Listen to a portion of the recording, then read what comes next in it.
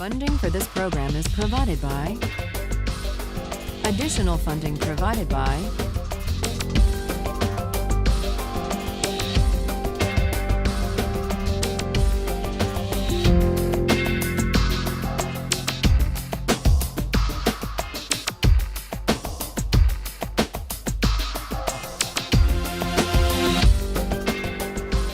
Last time we began by trying to navigate our way through Kant's moral theory. Now, fully to make sense of Kant's moral theory in the groundwork requires that we be able to answer three questions. How can duty and autonomy go together? What's the great dignity in answering to duty? It would seem that these two ideas are opposed, duty and autonomy. What's Kant's answer to that? Need someone here to speak up on Kant's behalf. Does he have an answer?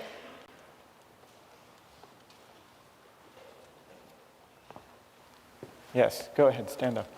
Kant believes that you only act autonomously when you are pursuing something only in the name of duty and not because of your own circumstances, such as, like, you're only doing something good and moral if you're doing it because of duty and not because of something of your own personal gain. Now, why is that acting, what's your name? Mine is Matt. Matt, why is that acting out of freedom? I hear what you're saying about duty. You choose to accept those moral laws in yourself, and they're not brought on from outside onto you. Okay, good. Because acting out of duty is following a moral law that you impose on yourself. That you impose on yourself. That's what makes duty compatible with freedom. Yeah. Okay, that's good, Matt. That is Kant's answer. That's great. Thank you. So Kant's answer is, it is not insofar as I am subject to the law that I have dignity, but rather insofar as, with regard to that very same law, I'm the author, and I'm subordinated to that law on that grounds that I took it, as Matt just said, I took it upon myself. I willed that law. So that's why, for Kant, acting according to duty and acting freely, in the sense of autonomously, are one and the same. But that raises the question, how many moral laws are there? Because if dignity consists in being governed by a law that I give myself, what's to guarantee that my conscience will be the same as your conscience? Who has Kant's answer to that?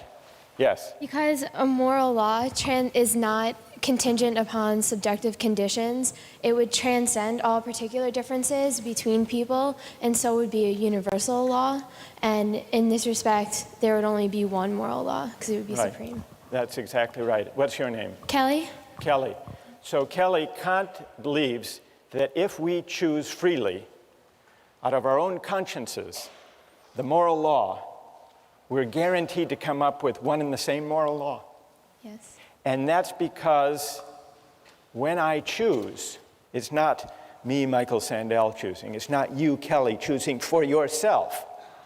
What is it exactly? Who's doing the choosing? Who's the subject? Who's the agent who's doing the choosing? Reason. Well, reason. Pure reason. Pure reason. And what you mean by pure reason is what exactly? Well, pure reason is, like we were saying before, not subject to any external conditions that may be imposed on it. Good. So. That's great. So the reason that does the willing, the reason that governs my will when I will the moral law, is the same reason that operates when you choose the moral law for yourself. Yes. And that's why it's possible to act autonomously, to choose for myself, for each of us to choose for ourselves as autonomous beings, and for all of us to wind up willing the same moral law, the categorical imperative. But then there is one big and very difficult question left. Even if you accept everything that Matt and Kelly have said so far, how is a categorical imperative possible? How is morality possible? To answer that question, Kant says we need to make a distinction. We need to make a distinction between two standpoints from which we can make sense of our experience. Let me try to explain what he means by these two standpoints. As an object of experience, I belong to the sensible world. There, my actions are determined by the laws of nature and by the regularities of cause and effect. But as a subject of experience, I inhabit an intelligible world. Here, being independent of the laws of nature, I am capable of autonomy, capable of acting according to a law I give myself. Now, Kant says that only from this second standpoint can I regard myself as free. For to be independent of determination by causes in the sensible world is to be free. If I were wholly an empirical being, as the utilitarians assume, if I were a being wholly and only subject to the deliverances of my senses, to pain and pleasure and hunger and thirst and appetite, if that's all there were to humanity,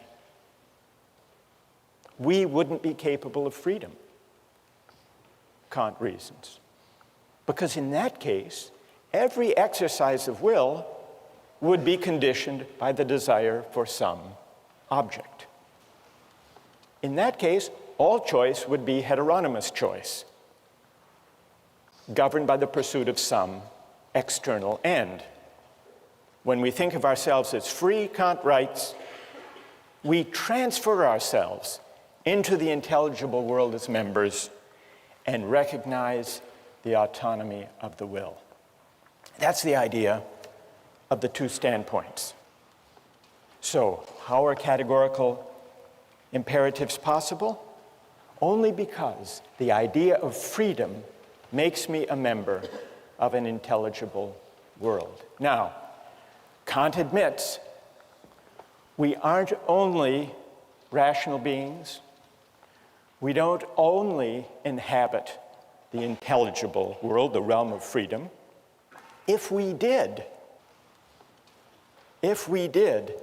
then all of our actions would invariably accord with the autonomy of the will. But precisely because we inhabit simultaneously the two standpoints, the two realms, the realm of freedom and the realm of necessity, precisely because we inhabit both realms, there is always potentially a gap between what we do and what we ought to do, between is and ought. Another way of putting this point, and this is the point with which Kant concludes the groundwork, morality is not empirical. Whatever you see in the world, whatever you discover through science, can't decide moral questions. Morality stands at a certain distance from the world, from the empirical world. And that's why no science could deliver moral truth. Now, I want to test Kant's moral theory with the hardest possible case, a case that he raises, the case of the murderer at the door. Kant says that lying is wrong. We all know that. We've discussed why. Lying is at odds with the categorical imperative. A French philosopher, Benjamin Constant, wrote an article responding to the groundwork where he said, this absolute prohibition on lying is wrong. It can't be right. What if a murderer came to your door looking for your friend who was hiding in your house. And the murderer asked you, point blank, is your friend in your house? Constant says it would be crazy to say that the moral thing to do in that case is to tell the truth. Constant says the murderer certainly doesn't deserve the truth. And Kant wrote a reply.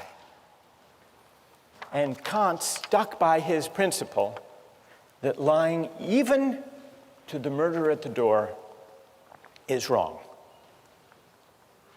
And the reason it's wrong, he said, is once you start taking consequences into account to carve out exceptions to the categorical imperative, you've given up the whole moral framework. You've become a consequentialist, or maybe a rule utilitarian. But most of you, and most of Kant's readers, think there's something odd and implausible about this answer.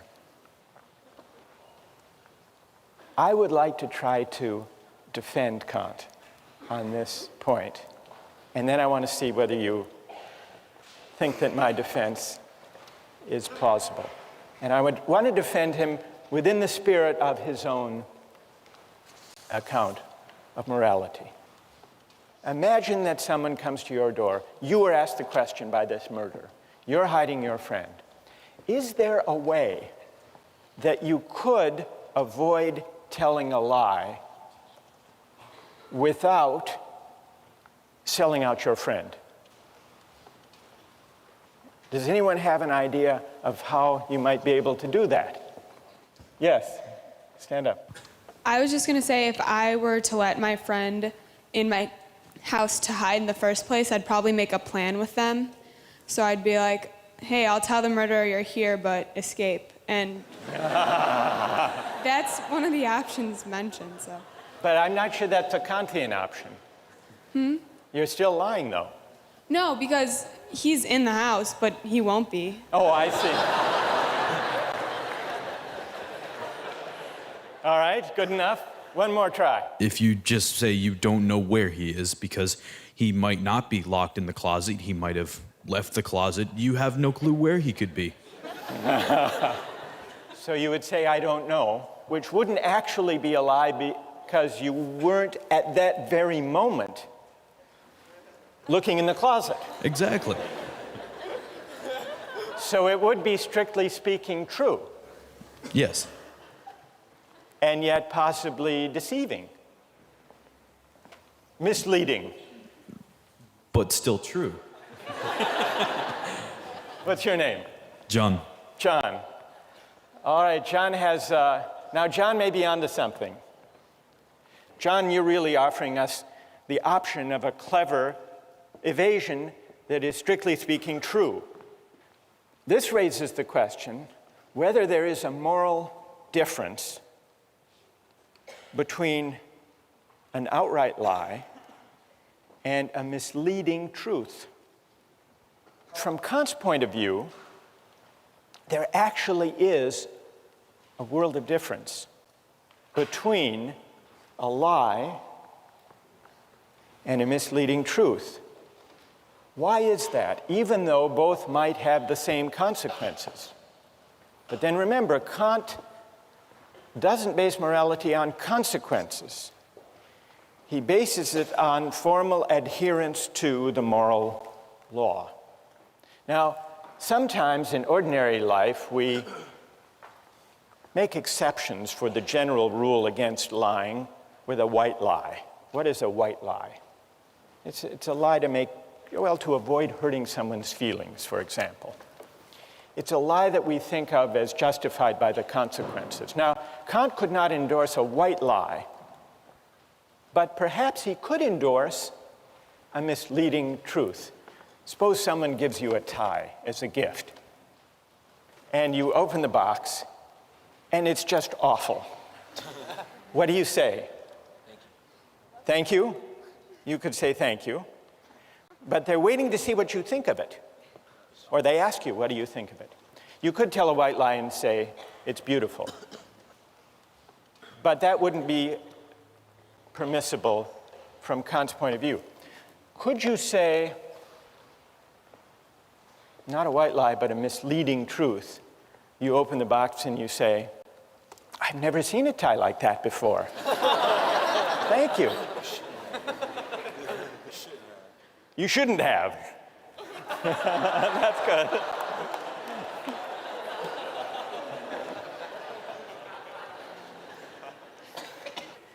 Can you think of a contemporary political leader who engaged? You can? Who are you thinking of? Remember the whole carefully worded denials in the Monica Lewinsky affair of Bill Clinton. Now, those denials actually became the subject of very explicit debate and argument during the impeachment hearings. Take a look at the following excerpts from Bill Clinton. Is there something, do you think, morally at stake in the distinction between a lie and a misleading, carefully couched truth? I want to say one thing to the American people. I want you to listen to me. I'm going to say this again. I did not have sexual relations with that woman, Miss Lewinsky. I never told anybody to lie, not a single time, never. These allegations are false. Did he lie to the American people when he said, I never had sex with that woman? You know, he doesn't believe he did, and because of the... What, let me explain, may I explain, Congressman? What he said was to the American people that he did not have sexual relations. And I understand you're not going to like this, Congressman, because you will see it as a hair-splitting, evasive answer. But in his own mind, his definition was not... Okay, I understand that argument. Okay. All right. So there you have the exchange.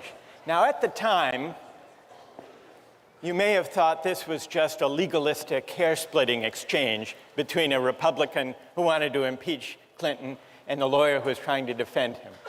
But now, in the light of Kant, do you think there is something morally at stake in the distinction between a lie and an evasion, a true but misleading statement? I'd like to hear from defenders of Kant, people who think there is a distinction. Are you ready to defend Kant? Well, I think when you try to say that lying and misleading truths are the same thing, you're basing it on a consequentialist argument, which is that they achieve the same thing. But the fact of the matter is, you told the truth, and you intended that people would believe what you were saying, which was the truth, which means it is not morally the same as telling a lie and intending that they believe it is the truth, even though it's not true. Good. What's your name? Diana. So Diana says that Kant has a point here. And it's a point that might even come to the aid of Bill Clinton. And that is, well, what about that? Someone over here. For Kant, motivation is key. So if you give to someone because primarily you want to feel good about yourself, Kant would say that has no moral worth. Well, with this, the motivation is the same. It's to sort of mislead someone, it's to lie, it's to sort of throw them off the track, and the motivation is the same. So there should be no difference. Okay, good. So here, isn't the motive the same, Diana? What do you say to this argument that, well, the motive is the same? In both cases, there is the attempt, or at least the hope, that one's pursuer will be misled. Well, you could look at it that way, but I think that the fact is that your immediate motive is that they should believe you. The ultimate consequence of that is that they might be deceived and not find out what was going on. But your immediate motive is that they should believe you because you're telling the truth. May I help a little? Sure. You and Kant. Why don't you say, and what's your name? I'm sorry. Wes. Why don't you say to Wesley, it's not exactly the case that the motive in both cases is to mislead. They're hoping that the person will be misled by the statement, I don't know where they are, or I never had sexual relations. You're hoping that they will be misled, but in the case where you're telling the truth, your motive is to mislead while at the same time telling the truth and honoring the moral law and staying within the bounds of the categorical imperative. I think Kant's answer would be. Diana, yes? Yes. You like that? I do. Okay, so I think Kant's answer would be, unlike a falsehood, unlike a lie, a misleading truth pays a certain homage to duty. And the homage it pays to duty is what justifies that even the work of evasion. Diana, yes? You like? Okay. And so there is some element of respect for the dignity of the moral law in the careful evasion, because Clinton could have told an outright lie, but he didn't. And so I think Kant's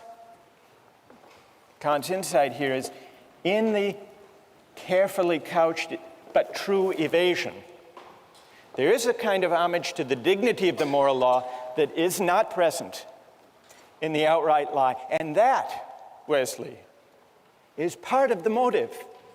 It's part of the motive. Yes, I hope he will be misled. I hope the murderer will run down the road or go to the mall looking for my friend instead of the closet. I hope that will be the effect. I can't control that. I can't control the consequences. But what I can control is standing by and honoring, however I pursue the ends I hope will unfold, to do so in a way that is consistent with respect for the moral law.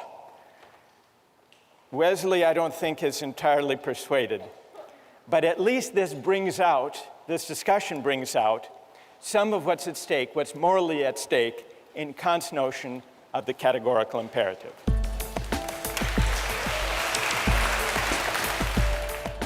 As long as any effort is involved, I would say that the contract is valid and it should take effect.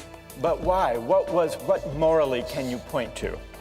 For example, two people agree to be married, and one suddenly calls the other in 2 minutes say, I changed my mind. Does the contract have obligation on both sides?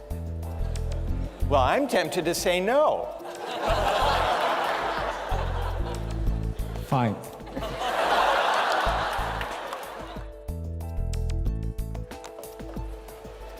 Last time we talked about Kant's categorical imperative, and we considered the way he applied the idea of the categorical imperative to the case of lying.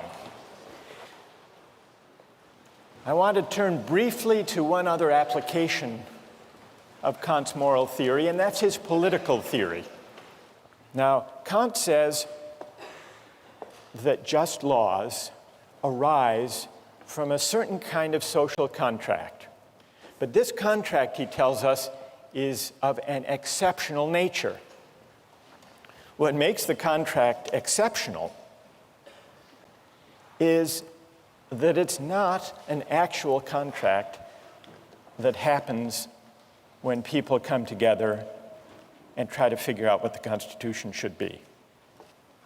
Kant points out that the contract that generates justice is what he calls an idea of reason. It's not an actual contract among actual men and women gathered in a constitutional convention. Why not? I think Kant's reason is that actual men and women gathered in a real constitutional convention would have different interests, values, aims, and there would also be differences of bargaining power and differences of knowledge among them. And so the laws that would result from their deliberations wouldn't necessarily be just, wouldn't necessarily conform to principles of right, but would simply reflect the differences of bargaining power, the special interests, the fact that some might know more than others about law or about politics. So Kant says a contract that generates principles of right is merely an idea of reason, but it has undoubted practical reality, because it can oblige every legislator to frame his laws in such a way that they could have been produced by the united will of the whole nation. So Kant is a contractarian, but he doesn't trace the origin or the rightness of law to any actual social contract. This gives rise to an obvious question. What is the moral force of a hypothetical contract, a contract that never happened? That's the question we take up today. But in order to investigate it, we need to turn to a modern philosopher, John Rawls, who worked out in his book, A Theory of Justice, in great detail, an account of a hypothetical agreement as the basis for justice. Rawls's theory of justice, in broad outline, is parallel to Kant's in two important respects. Like Kant, Rawls was a critic of utilitarianism. Each person possesses an inviolability founded on justice, Rawls writes, that even the welfare of society as a whole cannot override. The rights secured by justice are not subject to political bargaining or to the calculus of social interests. The second respect in which Rawls's theory follows Kant's is on the idea that principles of justice, properly understood, can be derived from a hypothetical social contract, not an actual one. And Rawls works this out in fascinating detail with the device of what he calls the veil of ignorance. The way to arrive at the rights, the basic rights that we must respect, the basic framework of rights and duties, is to imagine that we were gathered together trying to choose the principles to govern our collective lives without knowing certain important particular facts about ourselves. That's the idea of the veil of ignorance. Now, what would happen if we gathered together just as we are here and tried to come up with principles of justice to govern our collective life? There would be a cacophony of proposals, of suggestions, reflecting people's different interests. Some are strong, some are weak. Some are rich, some are poor. So Rawls says, imagine instead that we are gathered in an original position of equality. And what assures the equality is the veil of ignorance. Imagine that we are all behind a veil of ignorance which temporarily abstracts from or brackets, hides from us who in particular we are. Our race, our class, our place in society, our strengths, our weaknesses, whether we're healthy or unhealthy. Then, and only then, Rawls says, the principles we would agree to would be principles of justice. That's how the hypothetical contract works. What is the moral force of this kind of hypothetical agreement? Is it stronger or weaker than a real agreement, an actual social contract?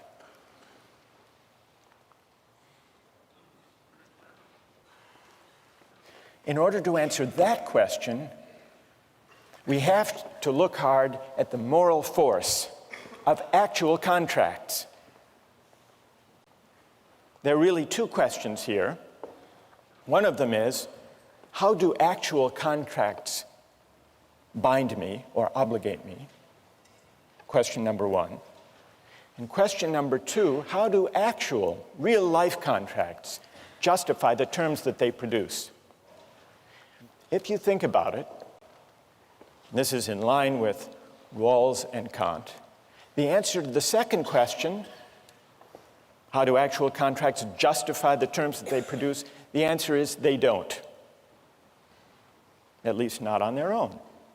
Actual contracts are not self-sufficient moral instruments. Of any actual contract or agreement, it can always be asked, is it fair what they agreed to? The fact of the agreement never guarantees the fairness of the agreement. And we know this by looking at our own constitutional convention. It produced a constitution that permitted slavery to persist. It was agreed to, it was an actual contract, but that doesn't establish that the laws agreed to, all of them, were just. Well, then what is the moral force of actual contracts? To the extent that they bind us, they obligate in 2 ways. Suppose, maybe here it would help to take an example. We make an agreement, a commercial agreement. I promise to pay you $100 if you will go harvest and bring to me 100 lobsters. We make a deal. You go out and harvest them and bring them to me. I eat the lobsters, serve them to my friends, and then I don't pay. And you say, but you're obligated. And I say, why? What do you say? Well, we had a deal.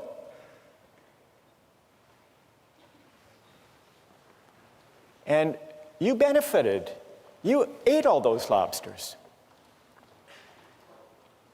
Well, that's a pretty strong argument.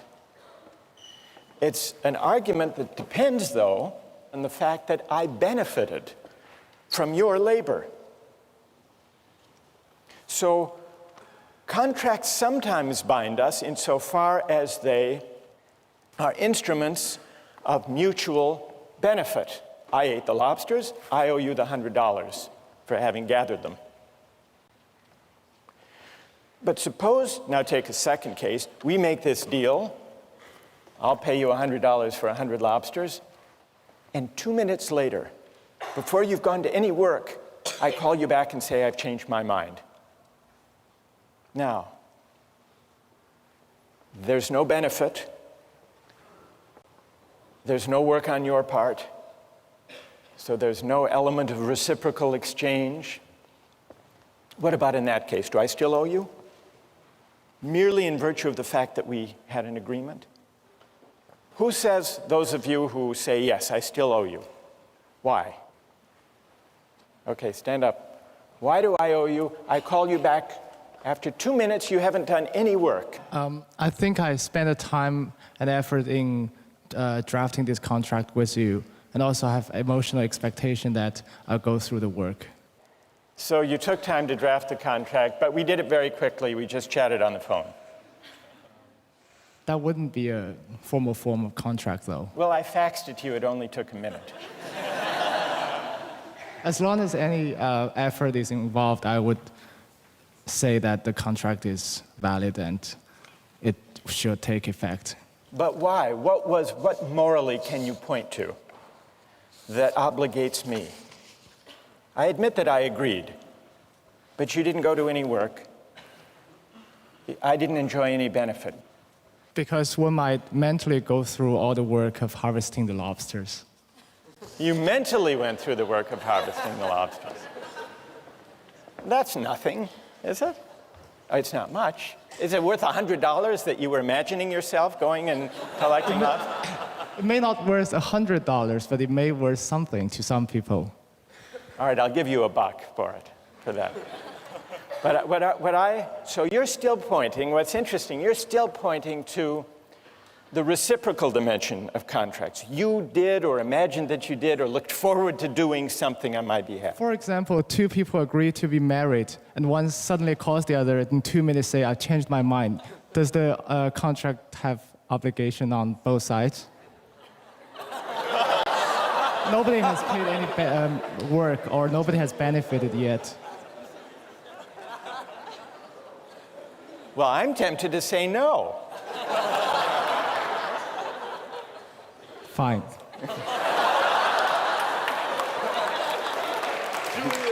All right. What's your name? Julian. Thank you, Julian. All right. That was good.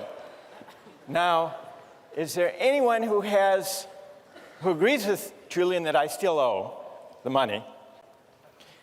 For any other reason now, go ahead, stand up.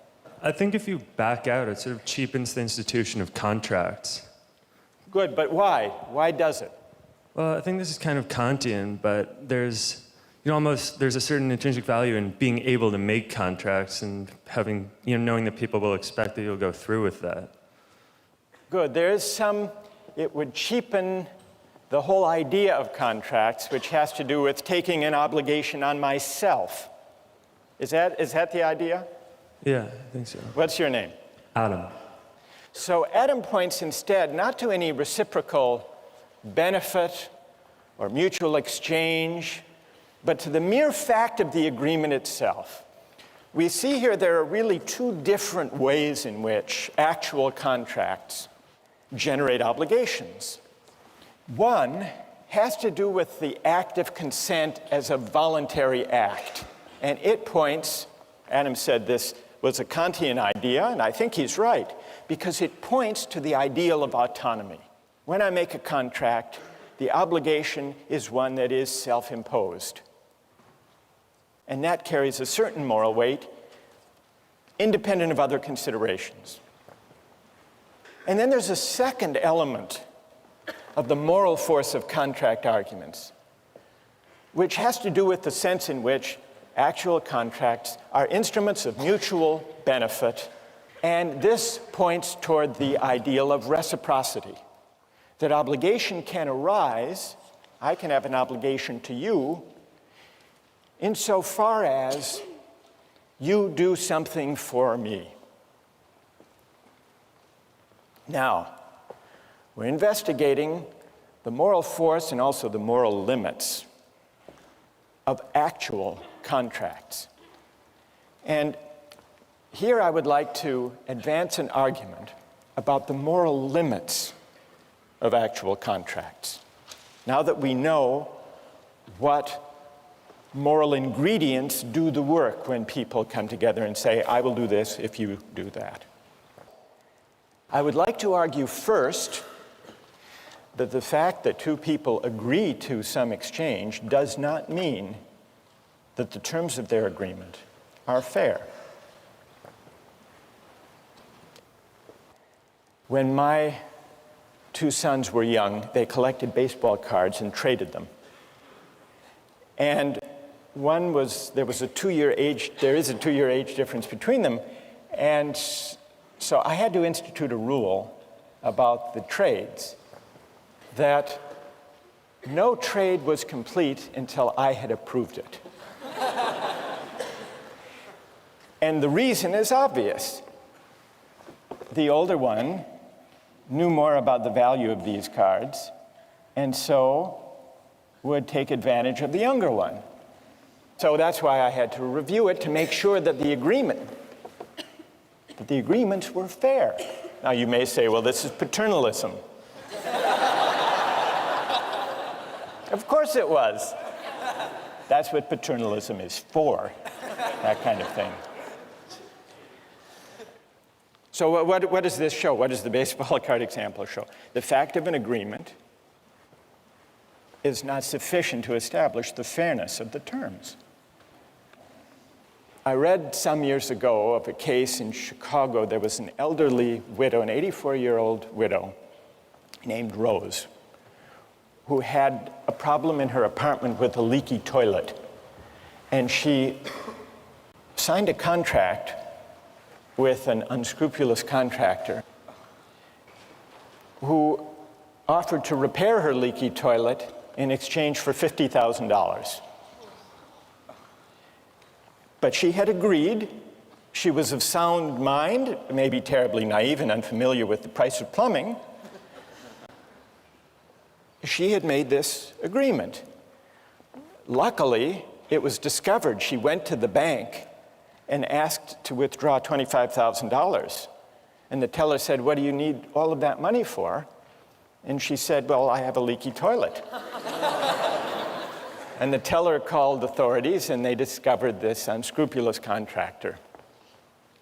Now, I suspect that even the most ardent contractarians in the room will agree that the fact of this woman's agreement is not a sufficient condition of the agreement being fair. Is there anyone who will dispute that? No one. Am I missing anyone? Alex, where are you? Where are you? So maybe there's no dispute then to my first claim that an actual agreement is not necessary to it's not a sufficient condition of there being an obligation. I want to now make a stronger, maybe more controversial claim about the moral limits of actual contracts, that a contract or an act of consent is not only not sufficient, but it's not even a necessary condition of there being an obligation. And the idea here is that if there is reciprocity, if there is an exchange, then a receipt of benefits, there can be an obligation even without an act of consent. One great example of this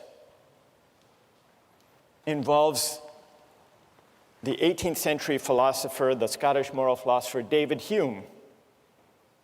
When he was young, Hume wrote a book arguing against Locke's idea of an original social contract. Hume heaped scorn on this contractarian idea.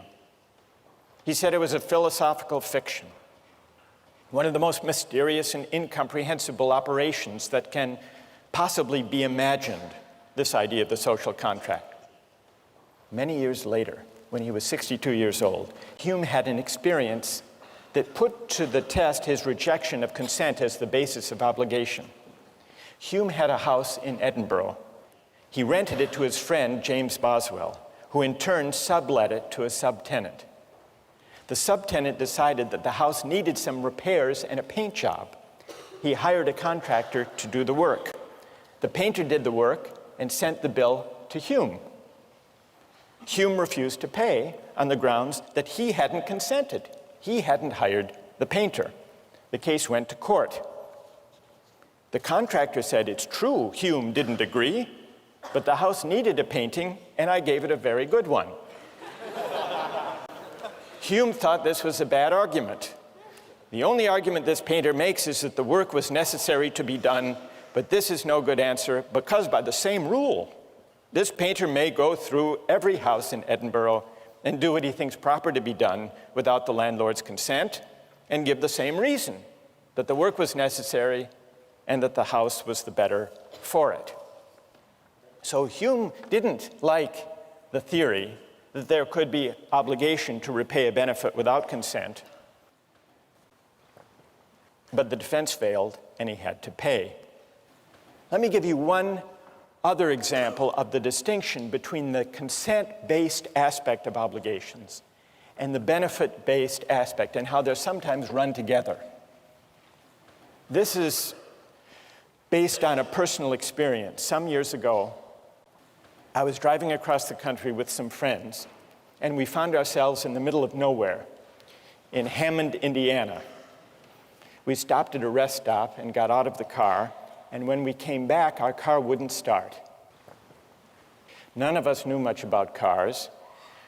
We didn't really know what to do until we noticed that in the parking lot, driving up next to us, was a van, and on the side it said Sam's Mobile Repair Van.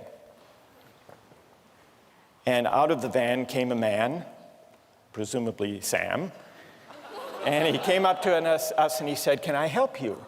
Here's how I work. I work by the hour for $50 an hour. If I fix your car in 5 minutes, you owe me the $50. And if I work on your car for an hour and can't fix it, you'll still owe me the $50. So I said, "Well, what is the likelihood that you'll be able to fix the car?" And he didn't answer, but he did start poking around under the steering column. Short time passed. He emerged from under the steering column and said, "There's nothing wrong with the ignition system, but you still have 45 minutes left. Should I look under the hood?" I said, "Wait a minute. I haven't hired you. We haven't made any agreement." And then he became very angry, and he said, "Do you mean to say that if I had fixed your car while I was working under the steering column, that you wouldn't have paid me?" And I said, "That's a different question."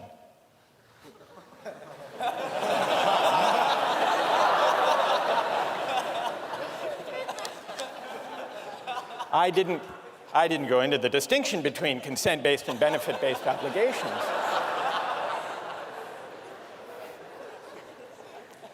But I think he had the intuition that if he had fixed it while he was poking around, that I would have owed him the $50. I shared that intuition. I would have. But he inferred from that, this was the fallacy in the reasoning that I think lay behind his anger, he inferred from that fact that therefore, implicitly, we had an agreement. But that, it seems to me, is a mistake. It's a mistake that fails to recognize the distinction between these two different aspects of contract arguments. Yes, I agree I would have owed him $50 if he had repaired my car during that time. Not because we had made any agreement, we hadn't. But simply because if he had fixed my car, he would have conferred on me a benefit for which I would have owed him in the name of reciprocity and fairness. So here's another example of the distinction between these two different kinds of arguments, these two different aspects of the morality of contract. Now, I want to hear how many think I was in the right in that case. That's reassuring. Is there anyone who thinks I was in the wrong? Anyone? You do? Why? Go ahead. Isn't the problem with this is that any benefit is inherently subjectively defined? I mean, what if you wanted your car broken and he had fixed it? I mean... No, I didn't want it broken. Yeah, in this case. I mean... Who would? I don't know, someone. I mean, what if Hume, what if the painter had painted his house blue, but he hated the color blue? I mean... You have to sort of define what your benefit is before the person does it. Well, all right. So what would you conclude from that, though, for the larger issue here? Would you conclude that, therefore, consent is a necessary condition of there being an obligation? Absolutely. You would? What's your name? Nate. Because otherwise, how can we know, Nate says, whether there has been an exchange of equivalent or fair benefits, unless we have the subjective valuation, which may vary one person to the next of the situation. All right, that's a fair challenge. Let me put to you one other example in order to test the relation between these two aspects of the morality of contract. Suppose I get married, and suppose I discover that after 20 years of faithfulness on my part, every year, on our trip across the country, my wife has been seeing another man, a man with a van on the Indiana toll road. This part is completely made up, by the way. Wouldn't I have two different reasons for moral outrage? One reason could be we had an agreement. She broke her promise, referring to the fact of her consent. But I would also have a second ground for moral outrage, having nothing to do with the contract as such. But I've been so faithful for my part. Surely I deserve better than this. Is this what I'm due in return? And so on. So that would point to the element of reciprocity. Each reason has an independent moral force. That's the general point. And you can see this if you imagine a slight variation on the marriage case. Suppose we hadn't been married for 20 years. Suppose we were just married and that the betrayal occurred on the way to our honeymoon in Hammond, Indiana. After the contract has been made, but before there is any history of performance on my part. Performance of the contract, I mean.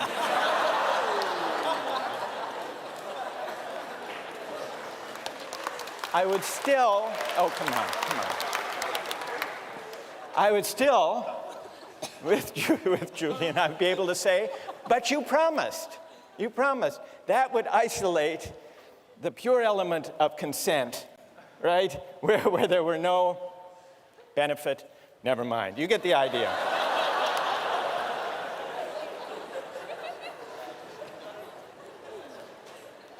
Here's the main idea. Actual contracts have their moral force in virtue of two distinguishable ideals, autonomy and reciprocity. But in real life, every actual contract may fall short, may fail to realize the ideals that give contracts their moral force in the first place. The ideal of autonomy may not be realized because there may be a difference in the bargaining power of the parties. The ideal of reciprocity may not be realized because there may be a difference of knowledge between the parties. And so they may misidentify what really counts as having equivalent value. Now, suppose you were to imagine a contract where the ideals of autonomy and of reciprocity were not subject to contingency, but were guaranteed to be realized. What kind of contract would that have to be? Imagine a contract among parties who were equal in power and knowledge rather than unequal, who were identically situated rather than differently situated. That is the idea behind Rawls's claim that the way to think about justice is from the standpoint of a hypothetical contract behind a veil of ignorance that creates a condition of equality by ruling out or enabling us to forget for the moment the differences in power and knowledge that could, even in principle, lead to unfair results. This is why, for Kant and for Rawls, a hypothetical contract among equals is the only way to think about principles of justice. What will those principles be? That's the question we'll turn to next time.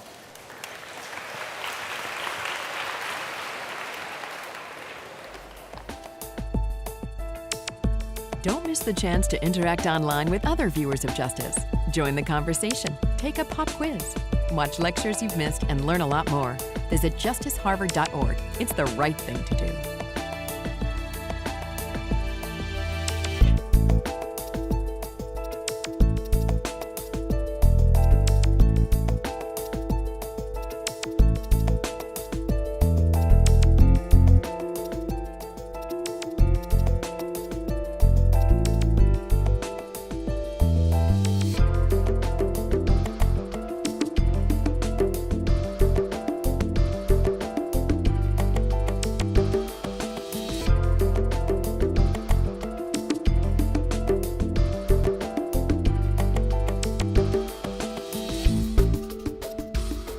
Funding for this program is provided by... Additional funding provided by